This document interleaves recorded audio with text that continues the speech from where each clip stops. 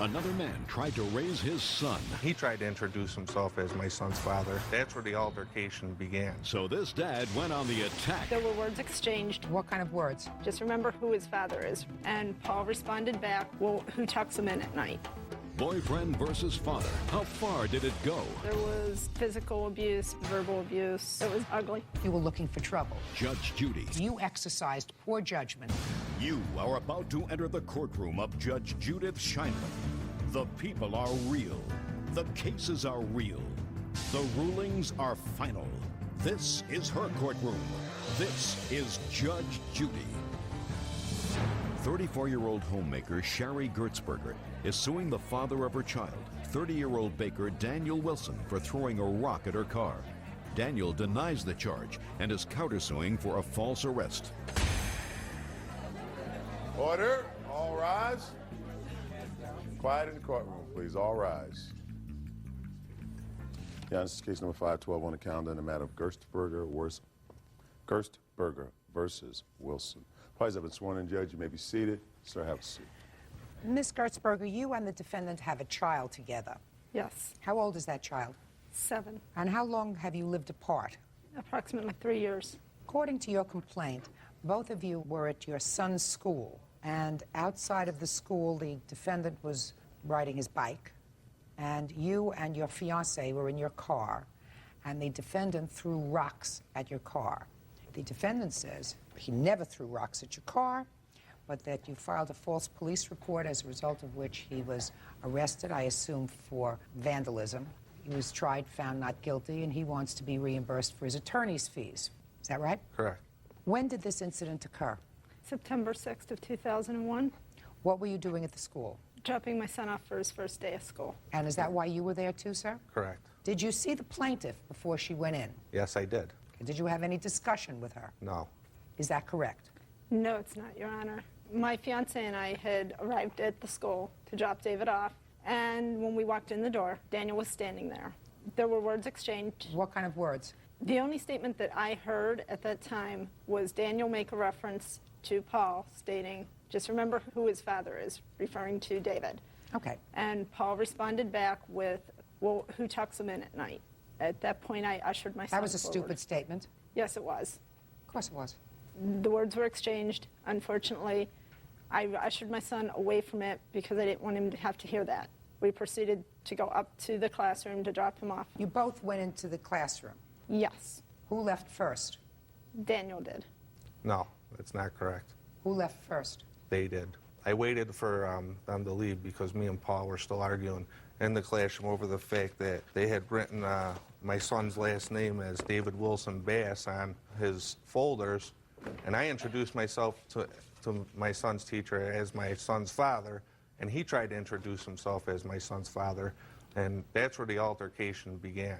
Did you introduce yourself as the child's father? No, ma'am, I did not. Did you know that the defendant was going to be there that day? No, I did not, ma'am. We Well, do I have feel- joint custody of the child. All right. What happened when you got outside? You tell me first, your version. Okay. Paul and I had stopped on the way out, spoke to a couple of friends. When we got outside, we had proceeded to the truck. Daniel was on his bike riding up the street. We drove up the street, and the Past rocks. him? Yes. Go ahead. And I heard something hit the vehicle. I looked out, and Daniel was there. I assume what he threw was rocks, causing the damage. I do have pictures of the damage he caused. We proceeded up the street to a red light. We got to that red light. Daniel had gotten up there also. An altercation ensued where Tell me about the altercation. Daniel was outside of the vehicle, yelling, screaming. And he got off the bike. Yes, being very irate. Paul was inside the vehicle, and he was trying to get out of the vehicle. I was trying to keep Paul in the vehicle, saying, he's not worth this. You're just going to get in more trouble. Don't bother. We'll go to the police and let the police handle it. And that was the end of it. We went to the police station, filed the police report, and got an estimate for the damage. Okay, now let me hear your version of these events, sir. Okay, on that day, September 6, 2001, I was in my son's classroom after No, they don't had... start from the beginning. Just go to, now you're outside. You have words with Okay. Paul, who said some stupid things. Okay, I'm coming to the front door of the school, and I look out the window of the school door and I see right directly across the street their vehicle, they're in it, and they leave. I then proceed a quarter of a mile down the walkway to a bike rack where my bike was locked up. They must have turned around and came back because they came down Girard Avenue, and Paul was yelling out the passenger window saying, "I ain't no effing father, I'm big fat," this and that and everything else. To you? To me. So I then proceeded to get on my bike to just leave. So I made a left and turned down 66th Street, and they come up behind me, they swerve at me, yelling out the window, I better pedal because I'm big and fat and everything else, and they continued down 66th Street. When I got to where Dunkin' Donuts is, they were at a red light, and there's an alley behind Dunkin' Donuts. I took my bike, went behind the alley. I then went home and proceeded to file a police report against Mr. Bass and received a restraining order and had it issued for the incidents that occurred that day. Can I see your copy of the police report, please? I don't have a police report, ma'am. I was unable to get one. I also, however, was issued a restraining order against Daniel. So you have mutual restraining orders? Yes. No, her restraining order is no longer in effect due to the fact that she got a restraining order based on the false charges that were filed against me, and when I won my criminal mischief case and it was all dismissed, they told me that the order of protection was also dismissed with it. Okay, so you have an order of protection? On Mr. Bass, yes, I do. Now, there's something in the papers here that you folks are involved in some family court proceedings. Is that right? Yes. Tell me about those proceedings. It's a very messy relocation hearing. Who wants to relocate? I do. Well, where do you want to go to? I want to go back to Pittsburgh, which is where I'm originally from. I have a job waiting for me. And where do you live, sir? Niagara Falls. And you lived together as a family with your son for 4 years before you separated? On and off, Your Honor. It wasn't a steady 4 years. There was a history of physical abuse, verbal abuse. It was ugly. Well, maybe the judge will let you go back to Pittsburgh. I'm hoping. Well, but not with your son. You can go back and live with Paul. You don't take the child away just because you have a job. Well, we haven't Mothers had think that any they can just hearings. pick up their children and leave and go hundreds and hundreds of miles away for somebody. You have an order of joint custody? Correct. And that case was ongoing when you had this case? Yes. When this situation took place? Correct. Yes. It was 3 days before the actual trial was going to start. Well, And if they would have got... how fortuitous to have him arrested for criminal mischief at that time. Your Honor. Especially when you're going through a situation. Listen, I want to tell you something. You may have found a new life, and that's wonderful. And you may have found a very nice man to be, surrogate father when his father isn't around, to be there and to be another male influence. And hopefully it's a good influence, and that's fine. But you're not his father. End of discussion. You're not his father. And you don't say to his father, who tucks him in at night. That's a really dumb thing to say. And you certainly don't register a child at school and give a last name as Bass. Real cases, real people. Judge Judy.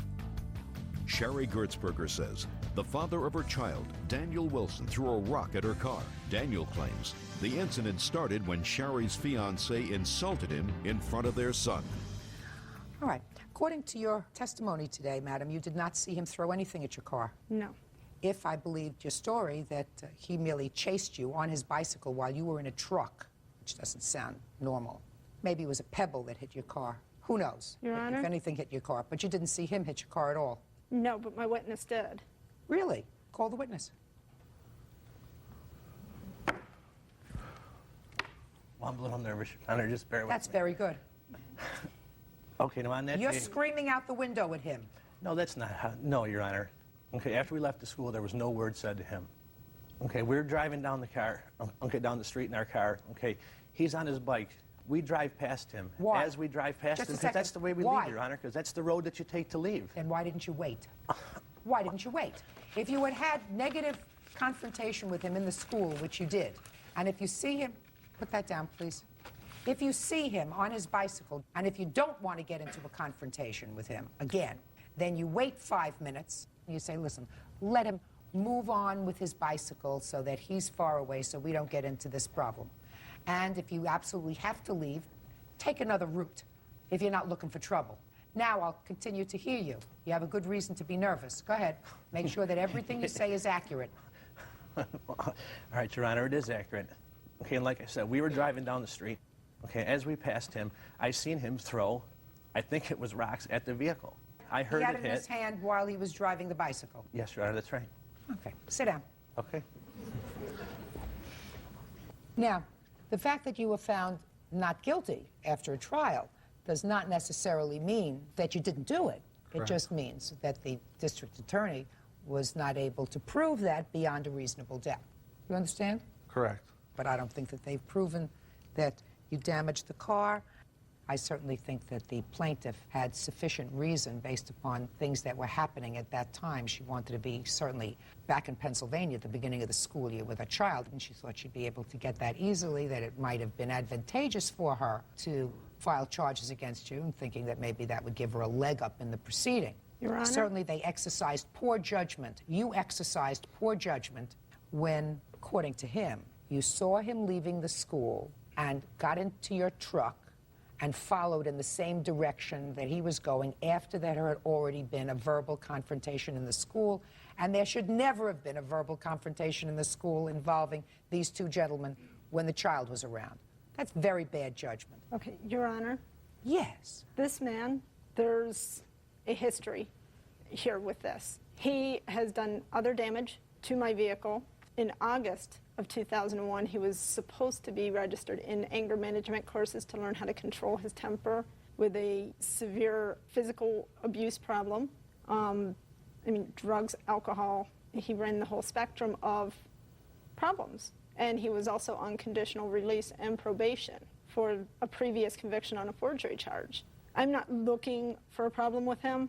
I'm not looking Then you shouldn't for have followed any further him. problems. Then you shouldn't have followed him. I should be allowed to drive down any street that I would like to drive down. Not if you're afraid of him. If what you say is that he has this anger problem, then it would seem to me, if you were a prudent person and say, listen, I don't want to get into a confrontation with this man who is violent. Let's sit in the truck for 3 minutes and let him drive away. Someone that I was afraid of and I thought had a violent temper had gone, left the location.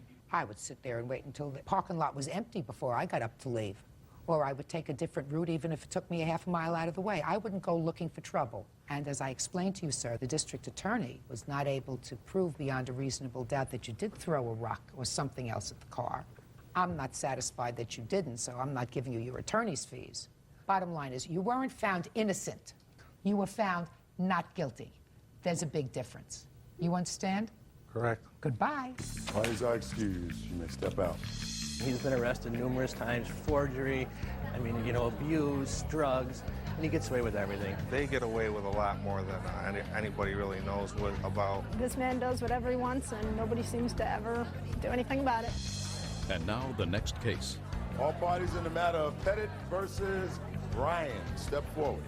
34-year-old daycare provider Cynthia Pettit is suing former client, 23-year-old mortgage consultant Lacey Ryan, for unpaid child care fees.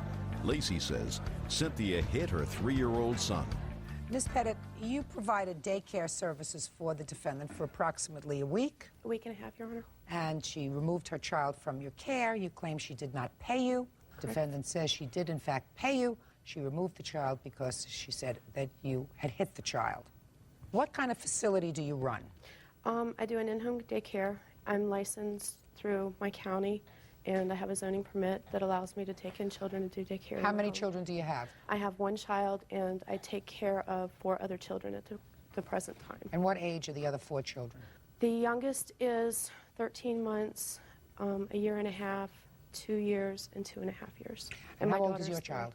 He just turned 3. And what date did you bring your son to the plaintiff's home? I believe it was November 19th. Okay, and what was your financial arrangement with the defendant? My contract states that I get paid on Mondays, $150 for the week. She came in on a Monday. You have a copy of the contract? Yes, ma'am. May I see it, please? She came in on a Monday, told me that she was going to start working on Tuesday. I told her, I said, I understand that it's tight right now with you starting a new job. I said, if you want, I'll let you pay me the following Monday. This is not a contract.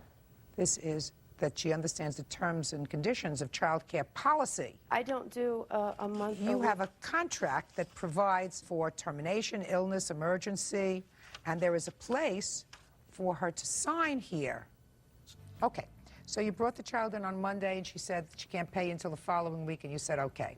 So you took care of the child from Monday through Friday. from Tuesday and Wednesday. Thursday was Thanksgiving. I told her I was open for business on Friday, and she said she wasn't going to bring him in because it was Thanksgiving holiday. I said, I will not charge you for Thanksgiving Day. So Tuesday and Wednesday. And Friday, we agreed because I was open for business, but she chose not to bring him. And when the next week did you take care of the child? Monday, Tuesday, Wednesday, and Thursday. Friday, she did not show. So you actually took care of the child for 6 days. Is that right? Yes, ma'am. Okay. And you say she did not pay you any money? No, ma'am. And you say you paid her money? I paid her for the full 2 weeks, even though she didn't watch him for the full 2 weeks. Prove it. I paid her in cash.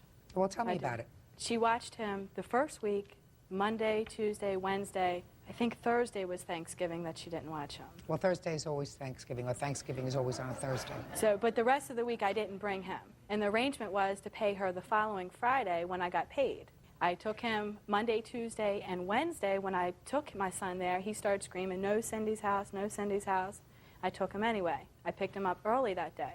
When I picked him up, he was crying. He said he didn't want to go back. The next morning, I went to take him. That was a Thursday. As soon as we pull up, like in the same vicinity as her home, my son, he's 3, starts screaming, no, I don't want to go to Cindy. Cindy hit me like that.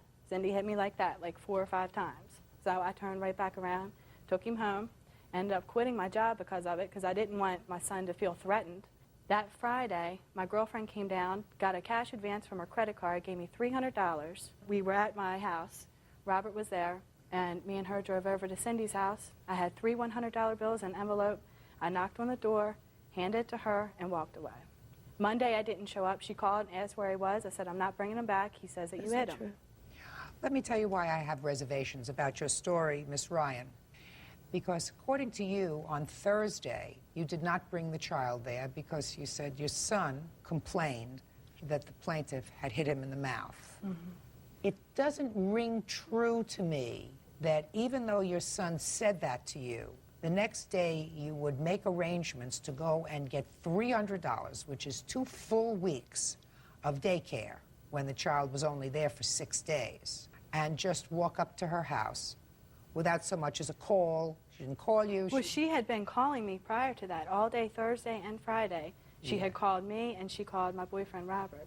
And what did she say when she called? She said that she was going to take us to court. We can do this the easy way or the hard way. Why was she going to take you to court? Because she wanted, I told her that I would pay her on Friday. I didn't get there till 6:30, court till 7 at night. We weren't even home. All I day have records of she her phone called calls there. of what was said between whom and how many times I had been hung up on. My husband was there when they were hanging up the phone. We actually used my husband's Nextel to make the calls because when we were calling from the house, they would not answer the phone. Well, you prepared these? Yes, ma'am. Oh, I don't want to read them. Okay, Ms. Pettit, you do not have a signed contract with her that requires her to give you any notice at all. You may think you have a contract, but you do not have a signed contract. So forget the notice provision. By the way, Ms. Ryan, did your son start daycare again anywhere? Yes, he's in kindercare now. And when did he start kindercare? The week of December 22nd. So it was really just for a few weeks that he was out of daycare? Mm-hmm. Okay. And you had quit your job, you said? Yes. Are you back working now? Yes. Okay. She took care of your son for 6 days. 6 days at $30 a day is $180. That's what you owe her. Judgment for the plaintiff. That's all. Parties are excused. You may step out.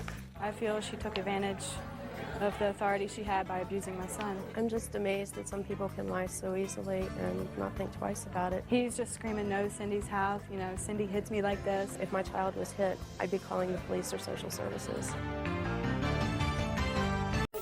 A mother sends her son away, He wanted to live with his father since his dad left. but his father sends him back. You decided that Eric was too much to handle. Yes. A custody battle leads to abandonment. You desert him purposefully at the airport. The mom, the dad, and the child they don't want. I would have been there. Stop with the nonsense. This is nonsense. Judge Judy. I cannot fathom what kind of human being would do that.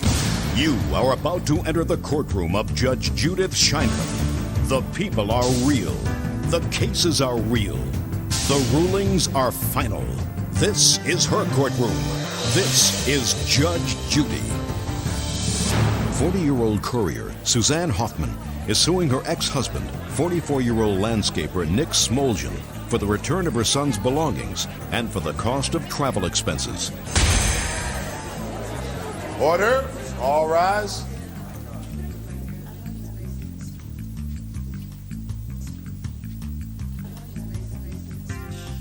Your Honor, this is case number 432 on the calendar in the matter of Hoffman versus Smoljan. Parties have been sworn in, Judge. You may be seated.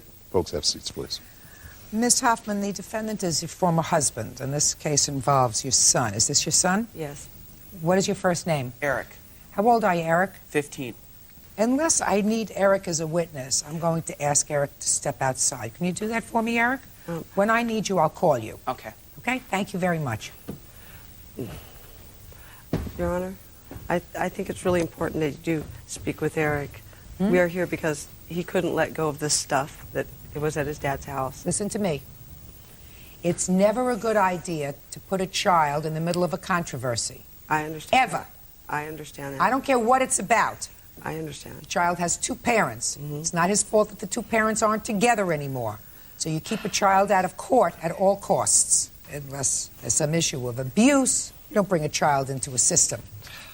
You and the defendant have one child, I assume, together? No, we have two. How old is the other child? 11. Lives with you? Yes. There was a time that Eric lived with his father. Yes, ma'am. Is that right? Yes, Your Honor. When did Eric live with you? He lived with me last year for a school year. Okay. And that was because you were having some trouble with him, Mrs. Hoffman? Yes.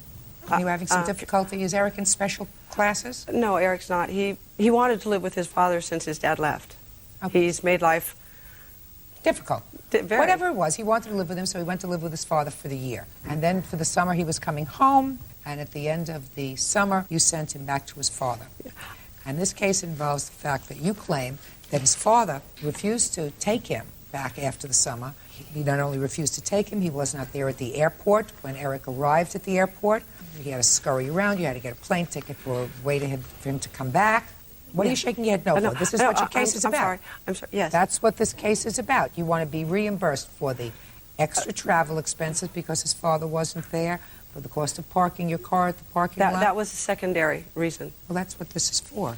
And the return of Eric's personal property. The personal property was the thing that Eric couldn't let go of. Fine, so you're not seeking any travel expenses or That's anything? fine. It would be nice to have the money that I didn't spend back again. But this was because Dad didn't send his things back like he asked. The last time Eric saw Dad, he hugged him and said, "I'll see you in 3 months, son." So you're not interested in that. You just want what you say is Eric's property. I want Eric to have some closure, yes. Okay. Mr. Smoljan, I assume from reading your answer that after the summer, you, and is this your wife? Fiance. Yes. Fiance. You live together? Yes, we do. Decided that Eric was too much to handle. Yes. And you decided that he should not come back. Yes. When did you communicate that to the plaintiff? Well, 2 weeks prior to Eric going to Portland, where I wasn't there to get him because I was up hunting, I got a phone call stating that they were at an airport. They were going to send Eric. So I called the airlines and said, "Do not send Eric, that physically I can't take care of him anymore because I have seizures." And so they didn't let him on the airplane. This was 2 weeks before. Yes. May I interrupt? Not yet. Okay. I stopped the airline at that time. Fine, and then 2 weeks later he got on a plane. Right, with no knowledge at all. If I did, I would have been there. So, When you let Eric leave your house to go to his mother's for the summer, I assume he left some stuff there. yes, he did in our garage. Your Honor.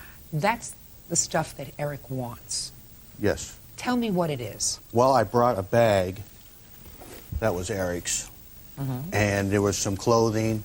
We sent him a Pokemon game, and I think that was in it too. In where? In the paperwork that's stating that that's what he was suing for. Right. We sent that back because he said he lost it on the airplane. Well, we did have it at the house. We did send that to him. So basically it's the clothes, the bag, what was in the garage. Let me see what his mother says was left. The travel And then we'll expenses. let's go through This it. is a list he made himself. Okay. And he Can't put the always he rely. put the dollar estimate on there. I have You no can't clue. always rely on what the child tells you. All right. So let's see. And he's 15. He's very articulate. He's very smart Clothing. kid. So you have some clothing. Yes, Your Honor, I do. Okay. What about throw-over blanket? Do you know what I he's don't talking have about? the blanket. Do you know what it is? Do you know what he's talking It's about? a Pokemon blanket, I think. And you don't have it? No, I don't have it on me today, Your Honor. No, that's not what I asked you, whether you have it with you today. I asked you if you have it at the house. I don't have it because it was in a garage, and when I did look, this was all that was there. He has here amount of money owed, $62. I don't know what that means. Do you know what that means? Yeah, he also got birthday money, and he said that they borrowed it for some cigarettes and other things. Did he have any birthday money that he got while he was in your care? Yes, he did, Your Honor. What we did is, to give Eric the money back, we took him to shows, we took him places, and that's the way we gave his money back to him at the time. You went together as a family? Yes, family All right. thing. You have to give him back that $62. When you take a child to a movie or to a game or to That should bowling, happen. you pay for it. Okay. What about a wrapped collector promo Pokemon card? I have no idea on a Pokemon card. A Game Boy Color unit? That was the one that I think we did send back. My witness here, my fiance, if she could stand up, she knows quite a bit about this too. Well, stand up and tell me where the Game Boy is. Okay, the Game Boy was an instance in the evening. I was away in California. I got a call. Where is it? It should be in the garbage, ma'am. It was broke because Eric refused to put it away when he was told to. And what happened to it? And his father took it out of his hands, and it slipped out of his father's hands and went onto the floor. At that time, the screen was broke on it. Okay, so it's not that you don't have it, it's that you broke it, sir. Yes, See, it was look how smart she is. You're terrific. All right, so you're home for Game Boy. Yeah. Sega game system and 5 titles. Do you know about a Sega system? Sega System came up with him from California, but it's nowhere around us. I have no clue. We bought him a Nintendo 64 because the Sega wasn't adequate enough for him. From October until June, I have no clue what he did with his game, ma'am. Where is the Nintendo 64? He took it home with him He to his did? mother's, yes. You have the Nintendo 64? The only Nintendo 64 that's at our house was the one that had been there. You have a Nintendo 64? Yeah, we have one. We have Good. one. Judge Judy continues in a moment. She didn't send everything back when she sent him home if there was no intent listen for to him me. to be back. Stop with the nonsense. This is nonsense here, madam.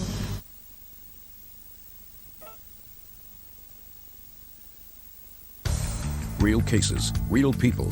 Judge Judy. Suzanne Hoffman says ex-husband Nick Smoljan owes for travel expenses because he didn't show up at the airport to pick up their son. Suzanne also says Nick refuses to return their son's belongings. Personal journal? Did you find the journal? No. We cleaned out his room thoroughly. There was just a bunch of garbage left in What it. about family photos? I have seen family photos that he had. Do you know where those are? No, ma'am, I don't. If I did, I would definitely give them to Of him. course you would. Could you take another look for them? I certainly will. Okay. What about a bicycle? We bought him a used bicycle. He never rode it because he didn't want to fix it up. It wasn't good enough for him because it didn't come from a brand new store. And he was very upset. He's a very material young man. I disagree with that completely. About what? Him being totally materialistic. All right. Well, He's have, always do you been have a satisfied with what he's had. Do you have a receipt for the bike? No, ma'am, we Do you paid know where it is? $25 cash at a yard sale for it. Do you still have it? Yeah, it's Probably. Do you want to been pay out to have in it the shipped? rain. Do you want to No, pay no, to I have it don't shipped? want to Of course pay to not. have it shipped. Well, sorry. What about a microscope? Do you have a microscope? No, ma'am. He got one for Christmas, but I have no idea where that is at this time. I could look through the stuff in the garage that we couldn't bring. I mean, we just brought what we could on the plane, which is a special backpack that his mother did send him up with. She sent him with 2 duffel bags and some clothing. And that's why I'm wondering why she didn't send everything back when she sent him home if there was no intent listen for him to to me. be back. Stop with the nonsense. This is nonsense here, madam. Okay, okay. Miss Hoffman. I'm sorry. It's Judge Judy, nonsense. I'm She's not... she has his backpack. Certainly, I don't believe that the child has to pay for his own entertainment from his birthday money when you go as a family, so that goes back to you. And you broke his Game Boy, which he values at $80. What else? I really think you need to speak with Eric. Please. The only reason I'm here is because Eric wouldn't let go of this stuff. I didn't want to file his papers. He couldn't let go of the things, and his dad leaving him at the airport in Portland. His dad, he talked to his dad the Friday before he took the plane. I have a witness here that sat there while he made that phone call. The last time I spoke with Nick, when I was at the airport, I was paged, and they changed the flight to 2 weeks later. Miss Hoffman, you said that your son spoke to his father the Friday before he was going to leave. Right. Yes. Well, shh, just a second. Did you speak to and said to you, you know, Dad will be there at the airport, I assume? I talked to him 2 weeks prior to that. 2 weeks prior to that was when you were going to send him before, and he told you not to send him. After that, did you confirm with him that he would be there to pick him up 2 weeks hence? Did you confirm that with him? Yes or no? No, not me personally, because... Just a sec. Well, I'm talking about you personally. No, I did not speak to Nick personally. After that. So your son did? Yes. That was a mistake. I guess so. Well, that was a mistake. May I address that issue? Just a second. If you're making arrangements for a child who is clearly a troubled child, as you just quiet and listen, been around the block a long time, and I've seen a lot of kids. I understand. You have been. Good. So, if you're making arrangements for that kind of a child to be transferred and traveling alone, you don't rely on the 15-year-old who vacillates between who he wants to live with. No. To just listen to me. Yes, I'm listening. You don't rely on that child to make the travel arrangements with his father. You get on the phone with his father or the fiance with whom he lives and make clear arrangements when he's coming, what time the plane is going to arrive, what time he's going to be there. You didn't do that. I did that. No. I didn't do that 2 days before the flight. I did that 2 weeks before the flight, but I did that. Eric's really a very smart kid. Miss Hoffman, one cannot assume that a father who agreed to take custody for a year of his child, hadn't lived with him, and was clearly giving you, who were the custodial parent, a lot of trouble, and then desert him purposefully at the airport. I cannot fathom what kind of human being would do that. Well, neither can Unless what was happening was you really wanted to send him back to his father, and his father said, no, I'm not taking him back, which is what he says. I can't do it. I have seizures, and it's causing me problems. It caused me problems with her. Could you listen to my witness? She heard Eric's side of the conversation when he spoke to his father Saturday. He didn't speak with his father. He spoke with me. Spoke with you? Yes, ma'am. And that it was in August. Eric called and said that his mother was putting him on the plane and that he did not want to come. He was scheduled to fly out on August 11th of 2001.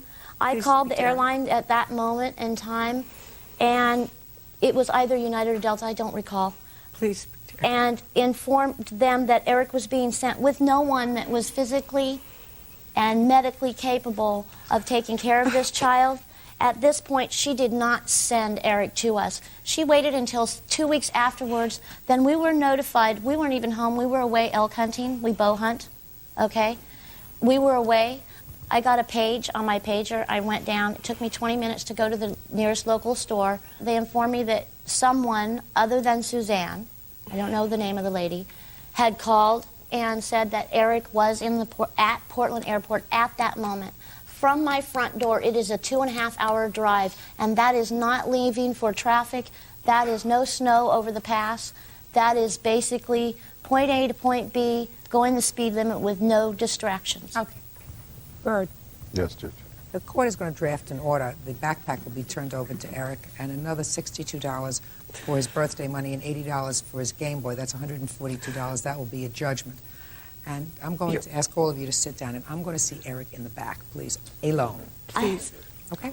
Suzanne Hoffman says ex-husband Nick Smoljan didn't show up at the airport to pick up their son. She is suing for travel expenses and for the return of the boy's personal property. All right, would you step up, please?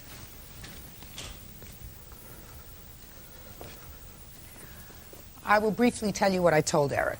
I said that just because people are parents don't make them perfect, and that I believe that the fact that you weren't there at the airport to pick him up was a case of real miscommunication among everybody. And if, Miss Hoffman, you don't buy into that, that's your problem. I know. Why don't you be quiet and listen? If you don't buy into that, that's your problem. But if you want to do anything to protect your son and make sure that he feels as if both his parents care for him, then that's the story that you'll either start to believe or you will start to project. Because the fact that you have let him buy into this sense that he was totally rejected by his father by leaving him abandoned at the airport doesn't make him feel any better. It may make you feel better. No, it doesn't make me feel better. Why don't you just listen? You are not receiving. I don't care what the truth of the matter is. What I'm telling you is any child that is made to feel that they were abandoned doesn't make them feel good. Right. Now, I have said to Eric, I don't believe, after hearing his father, that there was a purposefulness on his part of leaving him stranded. And I hope he believes me. And if you do anything to dissuade him from that belief, you are not being a good mother. Period. End of discussion. And I don't care what the truth of it is. I don't care. It's my sense. And that's what I told him. I also told him that you, Lynn, because he seems to like you. I love him very much. He seems to like you very much. She's You, very Lynn, are nice. going to do your best to look through the garage, which he acknowledged has a lot of people's things in it, and look for some things that have sentimental value to him. The pictures that he talked about, and whatever other memorabilia that you see there that looks as if it belongs to him. It will go a long way because circumstances change. This year, Mom's the gardenias. Next year, it could be Dad the gardenias. So we want to keep all these lines of communication open. So I want you to do me this favor and go through everything. Yes, ma'am, I certainly will. And anything that you find there that's not mentioned in this order, I will get to it. you'll put it in a box and mail to him directly. The backpack, he was pleased to hear that you brought. I told him that you were going to reimburse him for the $62 of his birthday money and for the Game Boy that he says you smashed. So that's $80. And we also purchased. So that is a judgment on Eric's behalf. For $142, the backpack will be transferred today. Also, he has some clothes. Yes. Yes. Eric is very emotionally challenged, and all of his records are still up at Tillamook Family Counseling. So I don't know if she's sought emotional counseling, but he was in the school counseling every single day. I have documentation of this. He was at 42 different counseling appointments for him, individual plus 11 different ones in our home. And he really, my stressor and my whole point for being here today is that Eric needs help to be a wonderful, well-rounded individual. He's Quiet. very, very smart. He has a lot to offer our world, but if his emotional issues are not met, I fear for both Eric and our world. May I suggest that you photocopy all the records that you have? I have them for her. Give her a copy. Do you have them today? Yes, ma'am, I do. Okay. Make sure she gets it today. What she does with them is totally up to her. She has primary physical custody of this child at this point, so she should be able to take care of. What are you crying about? Because I'm not as articulate as I should be, and I'm sorry. I have taken Eric to counseling. We have been doing all the things that we're supposed to do. Fine, then what's the problem? She's giving you the The records. problem is She's this giving you the man comes in records. here, and I'm sorry. I don't mean to put him to say anything against him. I don't. So then don't. So then don't. Okay. Then don't. I said I to you there can't was a believe that- miscommunication. There was a miscommunication. I don't believe that. Well, that's your problem, Miss Hoffman. I Get know over you it. told me that. I Get over understand. it. Get over it. And if you're taking Eric to counseling, that's wonderful. And she's going to give you a copy of the records that That's she has fine. for the year. That's good. You should be able to give them to your counselor. So I don't know what your problem is. I'm sure the counselors already have been in touch with each other from California to Oregon because that's- I released all so they could go back and forth with the information when he moved all up she's there. doing is giving a copy of your record. She's trying to be complete. Thank you. Goodbye.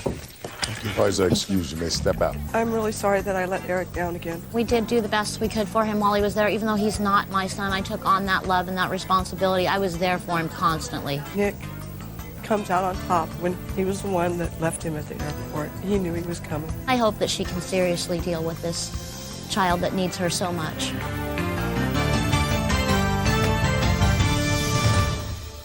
You saw a female that looked attractive. Yeah, so I approached her. When he asked for a date, What did you say to her? Well, I just said, what's up, you know what I'm saying? A Valentine. was he asking for trouble? It must have been the defendant's girlfriend. 4 other guys began hitting him. He's using profane language At you. at all of us. Dating done dangerously. It hit me. Where? Hit me in my side. Judge Judy. Outrageous. You are about to enter the courtroom of Judge Judith Scheinman. The people are real. The cases are real. The rulings are final. This is her courtroom. This is Judge Judy. 19-year-old student Monique Lacey is suing 21-year-old waiter Melvin Marshall for damage to her car resulting from a fight. Melvin says Monique's witness, Malcolm Johnson, started the fracas when he threw a bottle of Hennessy at him. Order. All rise.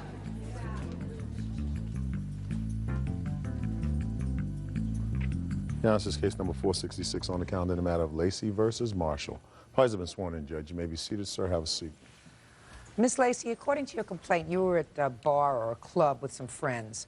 Somebody by the name of Malcolm got into a confrontation with some other people, and you offered to give Malcolm a ride home. Yes. Got out into the parking lot, there was an altercation, and you say that the defendant is responsible for vandalism of your car that occurred during this altercation. Yes. Is this Malcolm? Yes. Perfect. Step up. What date did this happen? September 29th of 2001. And who did you go to the club with? I went with Malcolm and also another student named Tom. 3 of you went in your car? Yes. And what happened with Malcolm in the club? I did not witness anything that happened in the club. What happened, Malcolm, in the club? Nothing happened in the club. Everything happened as the club was letting out. Well, what happened as the club was letting out? Well, I was leaving. I had seen a female, whatever. She was attractive, so. Stand up straight. And talk to me directly. All right. You saw a female that looked attractive. Yeah, so I approached her or whatever, and I guess it must have been one of the defendant's friends, girlfriend or something. What did you say to her?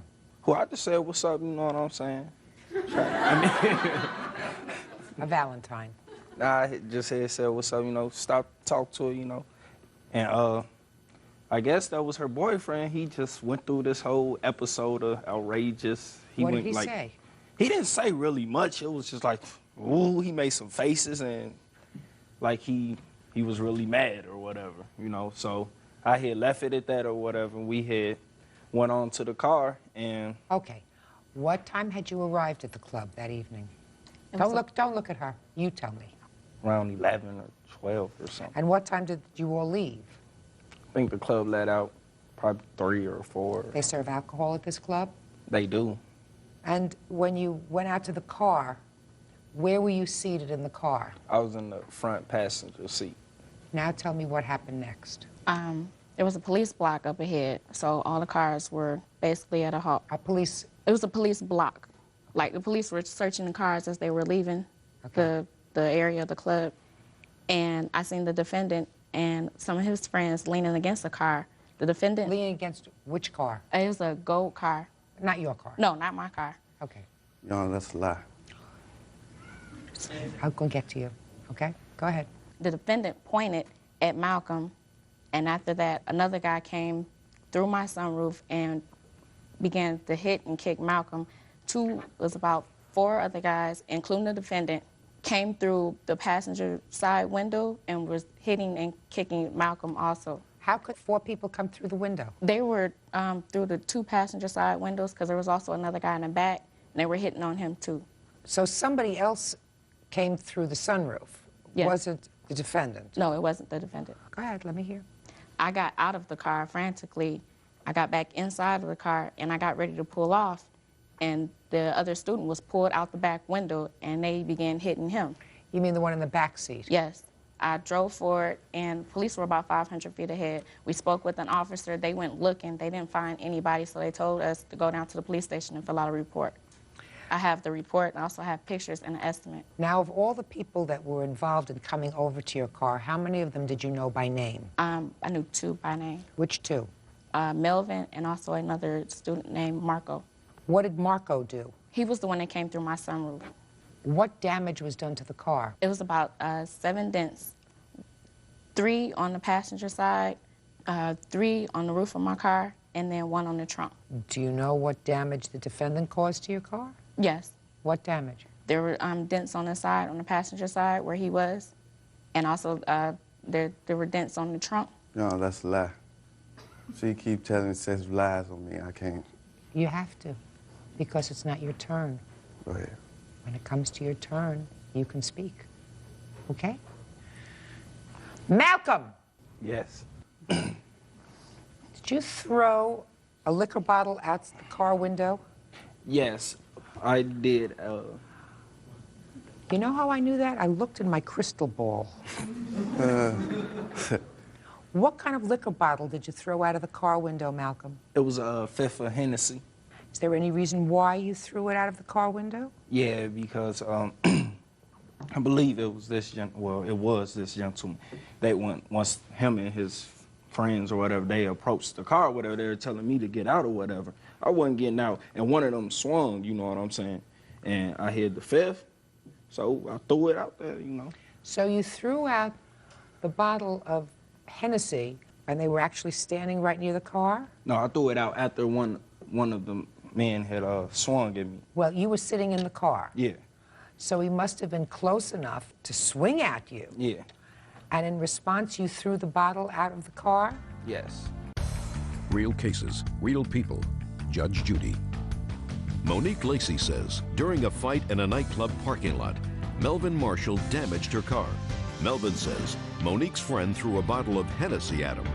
All right, Mr. Marshall. Now, see, because patient people always get rewarded, Mr. Marshall, I want to hear your version of the events. Okay, we were at the club one Saturday night.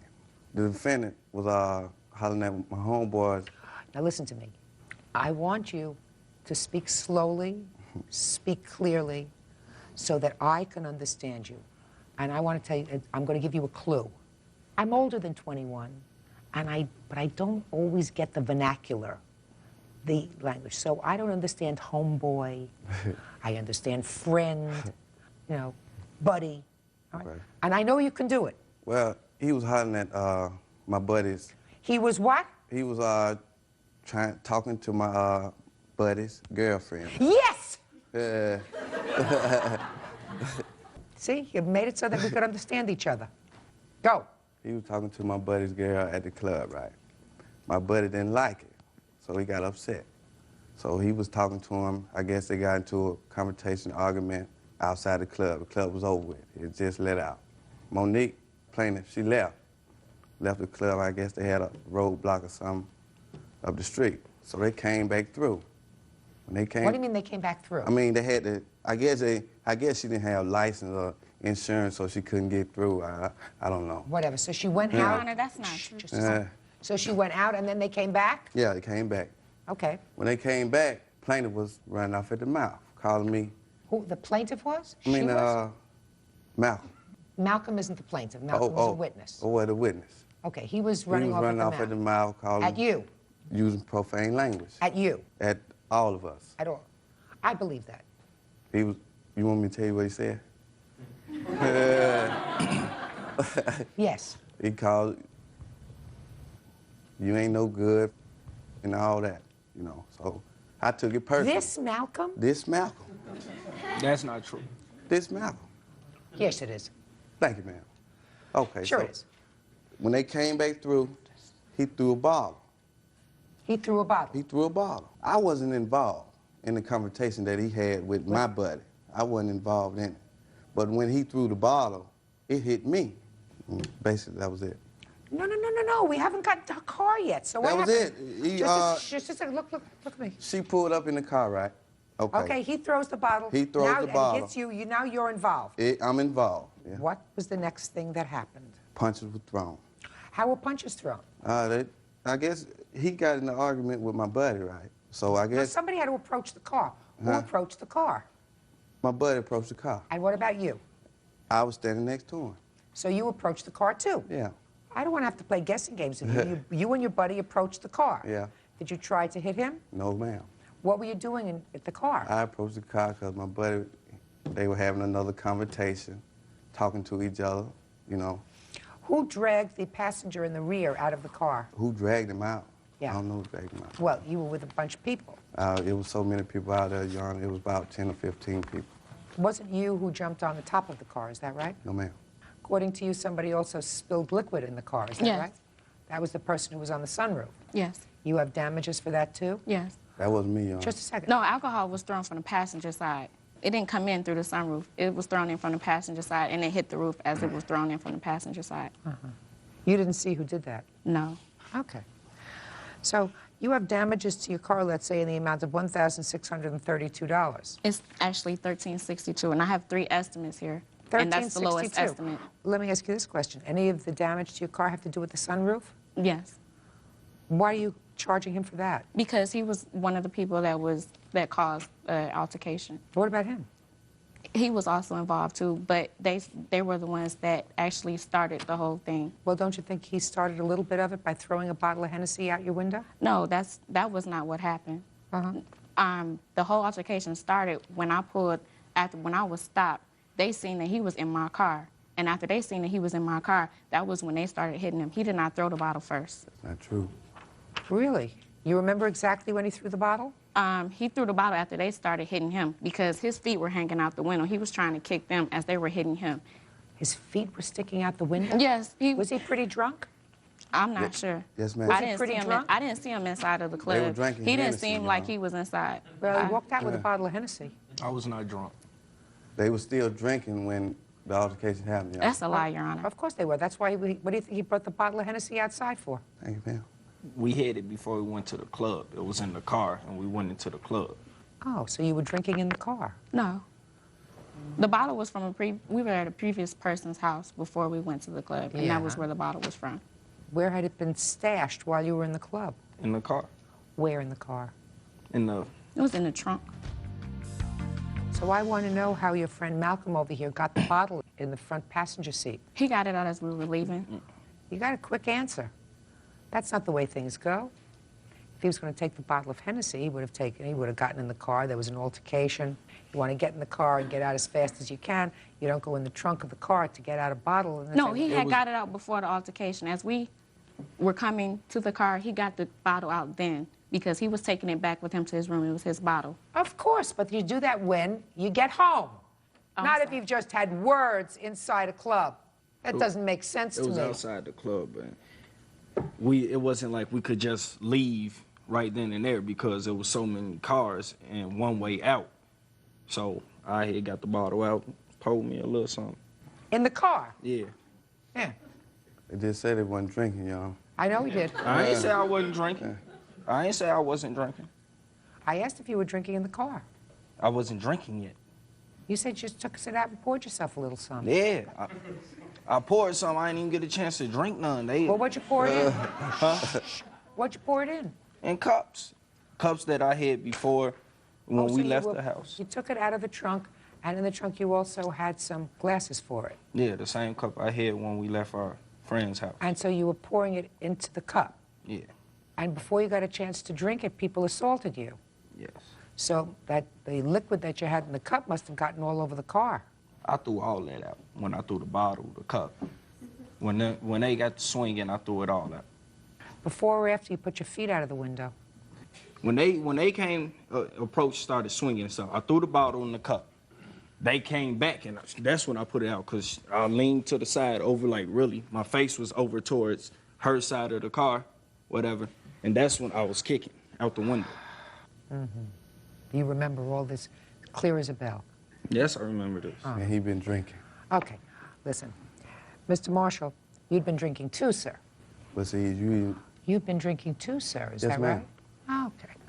So some of the damage that got done to the car was done perhaps by Mr. Marshall, but not all of it. He's not going to be responsible for all of it. He in fact was the leader of the whole thing. No, he was the person who pointed at him inside of my car. So what? He caused the whole thing, basically. I don't think Since he pointed, he showed them where Mr. Johnson was. So he has to be responsible for part of this damage, but you certainly know some of the other people, and you know the rest of them, right? I know some of them, y'all. Good, perfect. We know one of them's name is Marco, because that's somebody that you know who you can sue, right? Yes. That's one. And the person who was on the roof of the car, who was that? I don't know. I was drinking, y'all. This is going to get you off the hook, Mr. Marshall, for some money. Names, one of them was Jason. Jason what? Huh? Jason what? Jason what?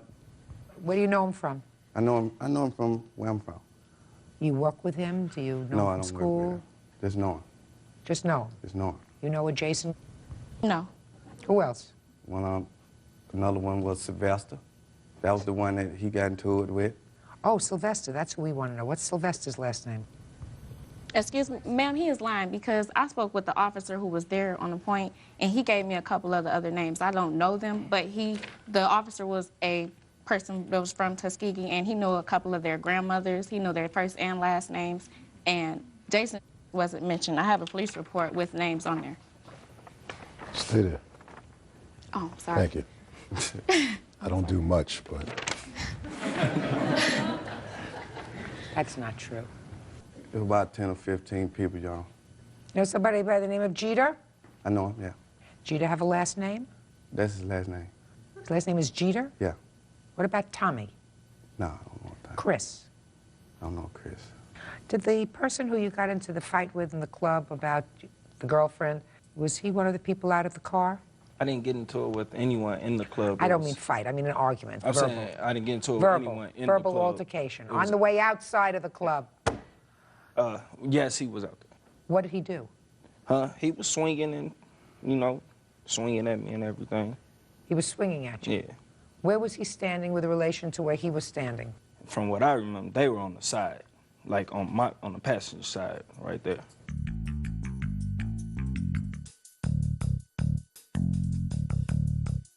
Let me see the estimates for your car, please.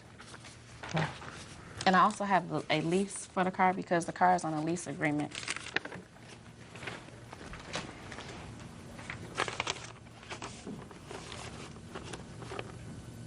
The windshield glass was broken? Yes. Who broke the windshield glass? That happened as I was pulling out. Well, how did that happen? I'm not sure, Your Honor. They were drunk, y'all. Who was drunk? Both of them. Ma'am, I was the designated driver for the night, so I had no alcohol in my system. I don't think she was drunk, sir, and you don't even know that, so why would you say that? I saw her with a cup, y'all. That doesn't mean she was drunk. She was drinking. It doesn't mean she was drunk. She didn't start up with you. All you guys were the ones who caused the trouble. That testosterone out there, 3 o'clock in the morning. Well, I tell you this, Mr. Marshall. We know one other person's name, and that's Marco. And if he was jumping up and down on the hood of the car, may have also scratched or cracked the windshields. That's a possibility. What he told another person was that it was not his fault and I shouldn't have had, excuse my French, his in my car in the first place. Well, then I think you have to sue him. I'm pressing charges. Good. Because Mr. Marshall here, I mean, he knows Sylvester, he knows Jason, so he's going to have to go after them for his half of this damage. And I'm going to give you half of what it's going to cost to fix your car. You go after Marco for the other half. And if Mr. Marshall wants to recoup any of his losses, he'll go after old Sylvester and Mr. Jason. Do you understand? Yes, ma'am. Okay, good. Judgment for the plaintiff in the amount of $681. That's all. Parties are excused. You may step out. I approached the female or whatever. I didn't know she was there with the guy or whatever. He shouldn't have been hollering at my buddy's girl. It wouldn't have never started. What happened, happened, and it was really uncalled for. They just taking it out on me. All in all, half is fine, and I'm going to pursue the rest.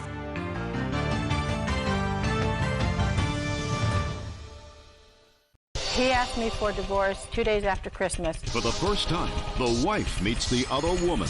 She's never laid eyes on me before today, Your Honor. I don't even know who she is. One ruined a marriage. You still knew that he was living together with Your his Honor, wife. their marriage was over before I even came into the picture. Can the other ruin a reputation? Is telling people around town that you broke up the marriage in your home record. Judge Judy. Oh, that's true. I'm not sure. Truth is a perfect defense. You are about to enter the courtroom of Judge Judith Scheinman. The people are real. The cases are real. The rulings are final. This is her courtroom. This is Judge Judy. 48-year-old cashier Martha Clymer is suing her estranged husband's girlfriend, 33-year-old home health care nurse Renee Culp, for driving her car without permission and destroying the engine. Renee is countersuing for defamation of character. Order. All rise.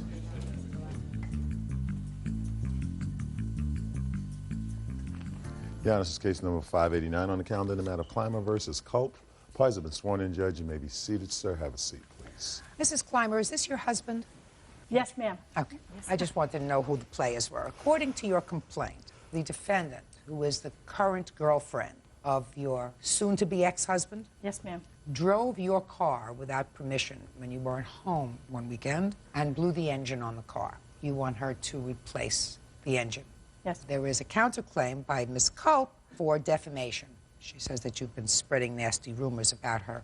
So, when were you and your husband married? December 14th, 1999. So it's a short-term marriage. Yes, ma'am.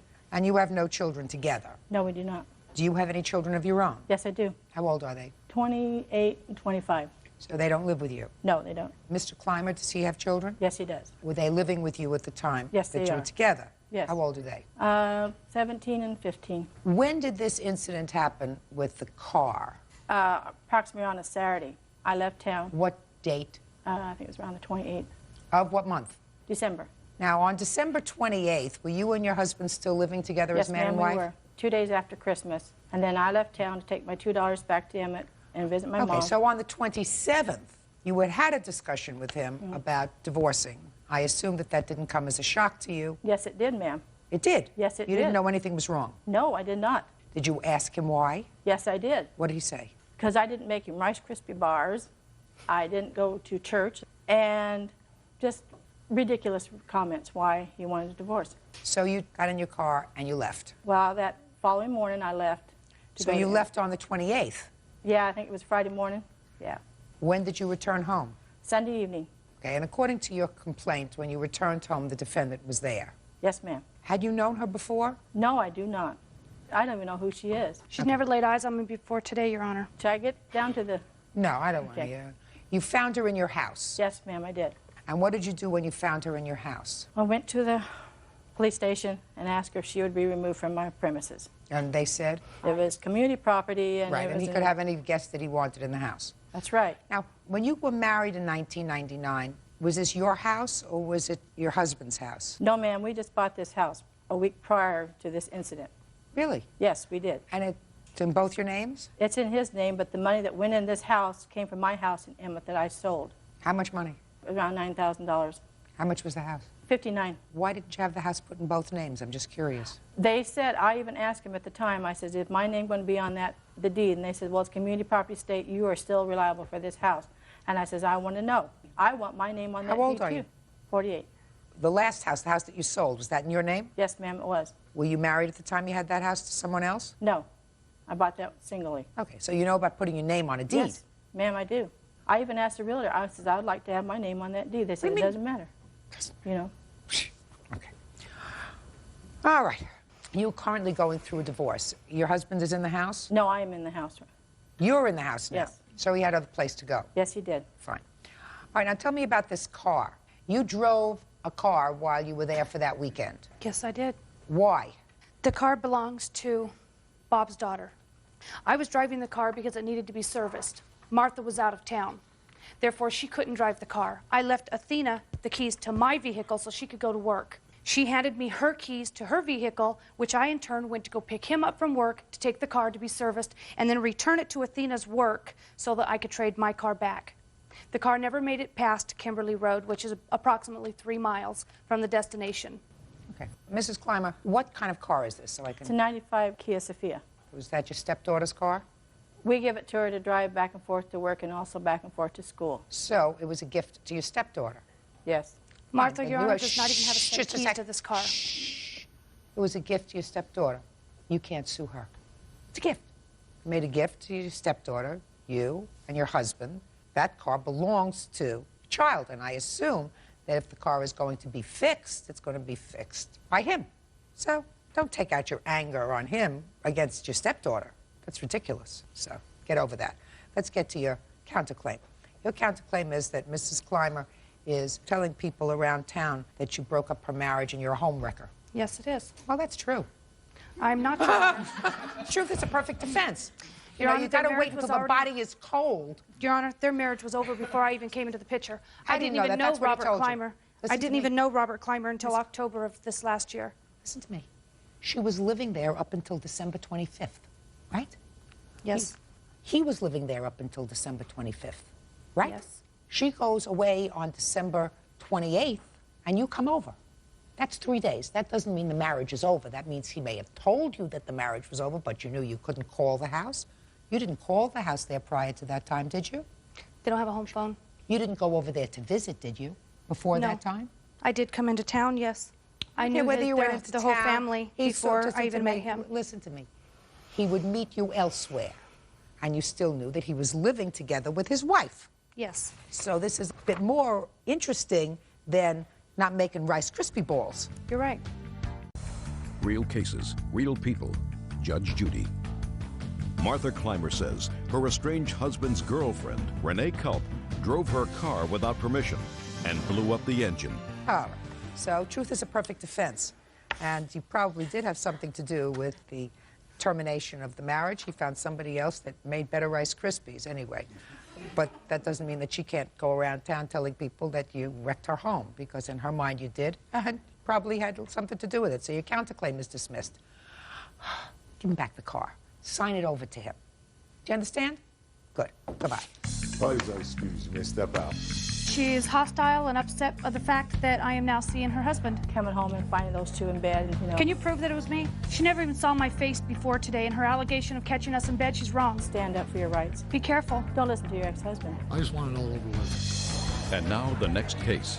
All parties on Dorr versus Dykstra. Step forward, please. 40-year-old homemaker Diane Dorr is suing her former landlord, 50-year-old engineer Richard Dykstra, for disposing of her personal property, the return of her security deposit, and emotional distress.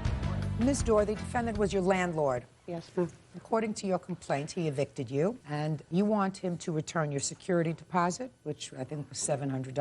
Yes. You claim that he disposed of property of yours, and you also were suing him for $500 for your stress. So let me get some facts. When did you commence a lease with Mr. Dykstra? July of '99. And what was your rent? $650. $650 a month? Yeah. Okay, and you agree with that, Mr. Dykstra, that you put down that security deposit? I agree. And when were you served with an eviction notice? On April 4th, 2001. Do you have a copy of that? I sure do. I'd like to see it, please. He left it on the gate. I don't know that that matters, but I don't have a problem with moving out anyway. Pretty much lived through hell there. One moment.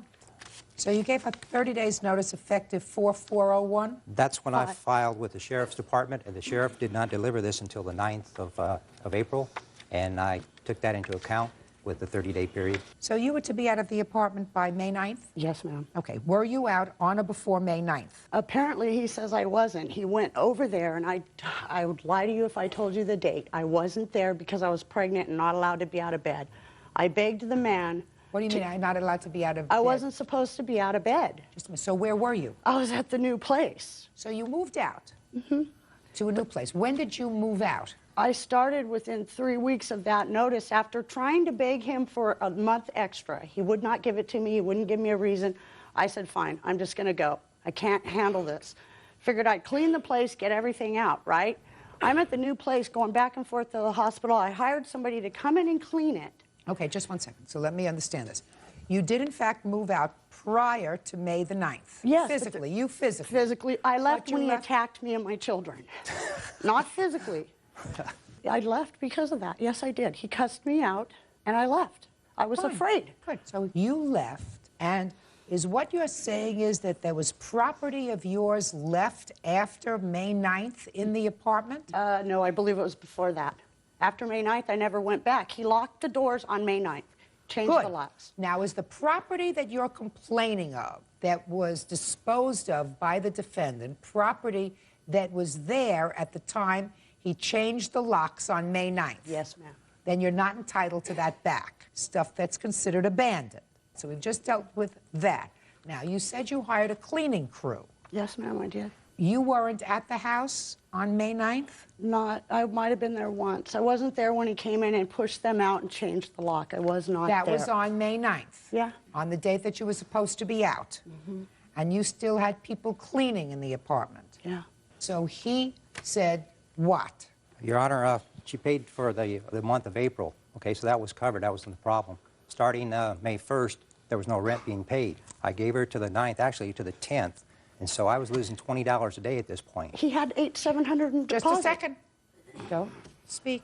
So after I saw the progress her so-called cleaning crew was making, which was very, very slow, I have pictures here, Your Honor, and I'd like you to take a look at So of, do I. of the house. Ms. Dorr. And, Ms. Dorr, listen to me very carefully.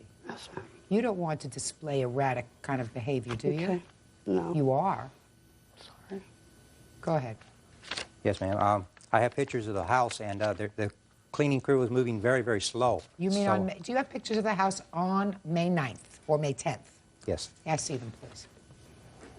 And rather than lose $20 a day and wait for these people to do what they were doing very slowly, I thought it was in the best interest of myself to just perform the cleaning myself. So I asked them to leave. I said, that's fine. It's a good enough job. Just go on your way. Now, Mr. Dykstra, are these the 2 sofas that she claims that were left behind? Yes, ma'am. Anything that was left in the house at that period, I moved out into the garage. I did change all the locks on the house, but I allowed them access to the garage until everything was taken out of that garage. You did? Yes, I did. Did they take these 2 Yes, couches? They did. They did? Yes, they did. Okay. As you could see, if there was any cleaning done, it's not apparent in the pictures. Maybe it was worse. Could have been. Didn't you ever clean the stove? Yeah, I don't know. I think that those pictures came from the next door place. That wasn't my stove. I have papers where an inspector came in and says that everything was good in that house. She said I had the cleanest stove she had ever saw. It's documented here. Oh, let me see that. And just a second. I'd like to see that. Okay, I'm gonna send them with Bert. And a thing where I had the carpet cleaned in the year that I was there, year and 9 months. These are also pictures of what we were breathing and some of the stuff coming out of there that had damaged a lot of the walls and carpets. I lived there for a month without heat and continued to pay my rent because I don't want to be a bad person. You know what I mean? So I paid the rent, lived there while we breathed that. My kids were sick and going back and forth to the hospital breathing that stuff. Well, you should have moved out sooner. Well, we tried. I did the best I could, but I understand, and you're right, I should have. From what I could, he was on my property every day drinking. I'm an alcoholic, so it really had offended me when he did that. Before that, he was cutting the locks off. Do you see me looking at you?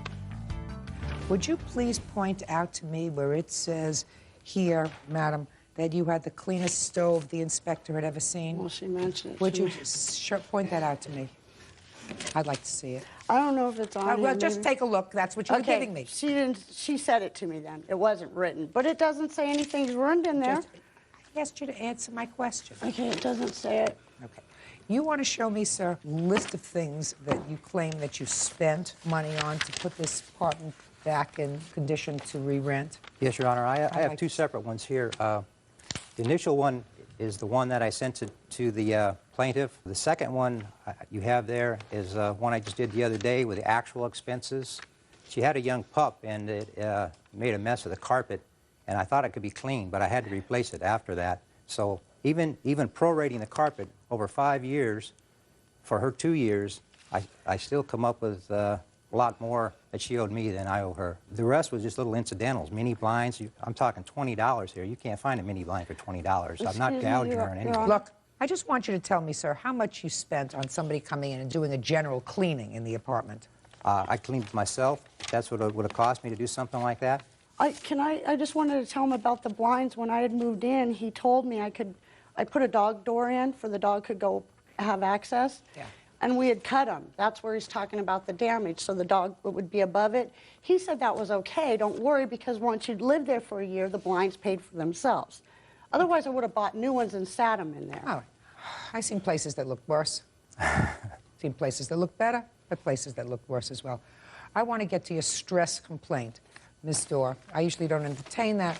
I gather that you were living there for a while and that you complained several times about other neighbors, 2 other neighbors in particular, according to the defendant. One neighbor you said was selling drugs, and you evicted that person. Is that right? Yes, I did. And then the plaintiff had somebody that she thought would be a good tenant, somebody that was going to do some babysitting for her. That's correct, Your Honor. And you rented to that person. Yes, I did. They were good tenants. And what happened to that tenant? They babysat for the county, and that was their major portion of their income. And after they quit watching the plaintiff's child for free, they thought they was being taken advantage of. She responded by calling the Child Protective Services and filed a complaint that said her son had been sexually abused by their son. So therefore, they lost their license, they lost their income, and they had to move. Is there any reason other than those 2 instances why you decided to evict the plaintiff? After 2 tenants and initially not knowing who to believe, Diane is very good at making, she's very convincing. Not to me. Okay. Well, I had a hard time at first, so I didn't know who to believe, the other tenant or her. And so I gave her the benefit of the doubt at the first time. But on the second instance, after that, it was obvious who was telling the lies here. And it cost me a couple months' rent there, plus fixing up the other places. And then when I evicted Diane, it cost me a month's rent there, and I had to fix that place up. Pretty soon you have to look out for your own well-being. Okay. Tell me about your stress, Miss Dorr. I'm not even going to bother because obviously you believe him. He had those places rented the day we were out of there. Good. All of them were, so. Oh, that's great. But I have In any copies of police reports, and I didn't call Children's Services. The school did. My son reported it to the school what had happened. And I don't know if I'd call it sexual abuse.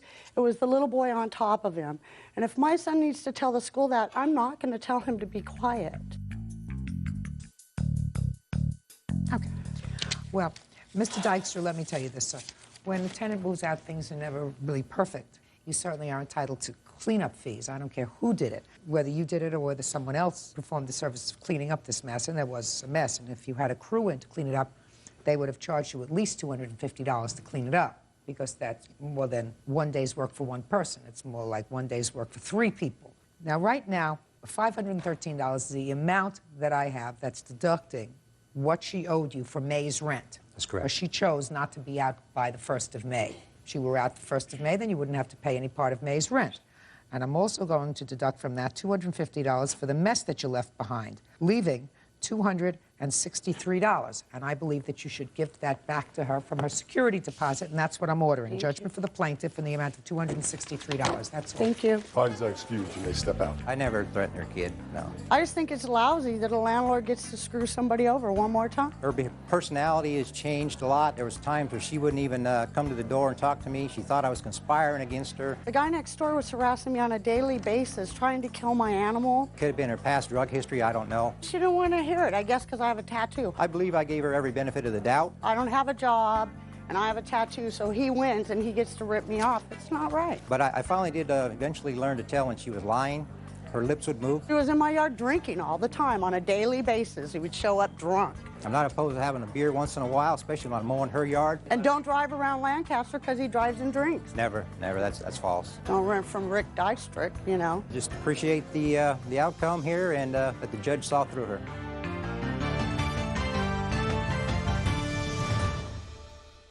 A grandmother fights mental illness. She had a small bird. She believed one of my children was responsible for killing. She nailed the dead little bird to her bedroom door. You didn't make the kids think it was me. And she's pushing her family to the limit. I am the only person that has helped her because it's my mother. A case with an ending you've got to see to believe. You probably need some professional help.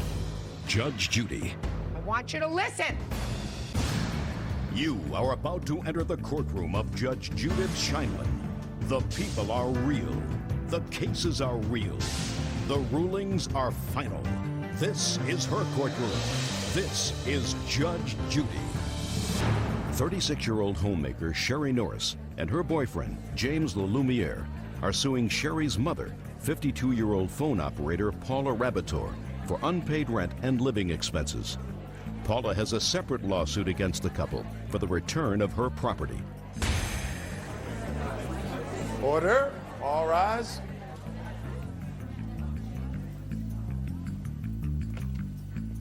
Okay. Your Honor, this case is number 385 and 386 on the calendar in the matter of Norris, LaLumiere versus Rabator. Thank you. Parties have been sworn in, Judge. You may be seated. Miss Norris, this is your mother. It is. This is your boyfriend. Yes. You claim that your mother owes you for rent during the time she lived with you. Yes. When did your mother come to live with you? Sometime early in mid-November. I'm The sorry. questions are going to get harder. I'm just nervous. I'm just nervous. Around mid-November last year of 2000. And under what circumstances did she come to live with you? Shortly before, less than 2 weeks, she'd been evicted from yet another apartment, and she called me very upset because she was stranded with no place to go. So, again, I let her live with me. And she had stayed with you before, I assume? Yes, several times before. I've helped her. What was the financial arrangement, if there was one? That she would agree to pay $50 a week if she was responsible for her other expenses, her personal things, doing her own laundry. I have washer dryer. If she was going to take care of all that out of the house, then it would only be $50. I have 3 floors in my apartment. The 3rd floor, she had all of that for her. There was two rooms with full closets. She had you know, a good amount of space. And your mother agreed to pay you $50 a week? Yes, at least. Is that right? Yes. And you say that she did not pay you the $50 a week? You know, she was with us for around 10 months. During that time, we got at most $200 in total from my mother. Not only, that's not just cash, we got one payment in the form of a scratch ticket that she had won. And after a period of time, she just said right out that she wouldn't leave and she wasn't going to give us any money anymore either. All right, let me hear you. I moved in there on the 28th of October. We agreed on $50 a week. Mr. LaLumia told me at that time $50 a week would only allow me a room or the rooms. I wasn't allowed to use the phone, watch television, or eat any of the food in the house. I'm a tea drinker. I bought my own tea, sugar, and milk. I ate at the local pizza parlors and the little variety store at a cost of $80 to $90 a week to myself. I bought my own cigarettes and liquids outside of my tea, and they never bought any of my necessaries, and I wanted nothing of them, Judge Judy, at all. I'm asking you about the $50 a week you're I supposed to pay. paid them. I have, where I worked at Dunkin' Donuts, and I was on unemployment when I moved in, I didn't ask Sherry for receipts, or I didn't give a receipt because she's my daughter.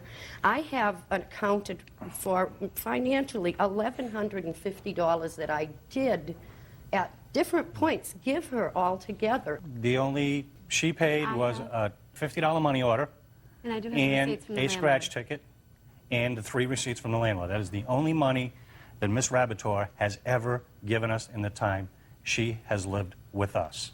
She has been supplied with food. She has snuck down in the middle of the night, taken food up to her rooms. She has ravaged the house.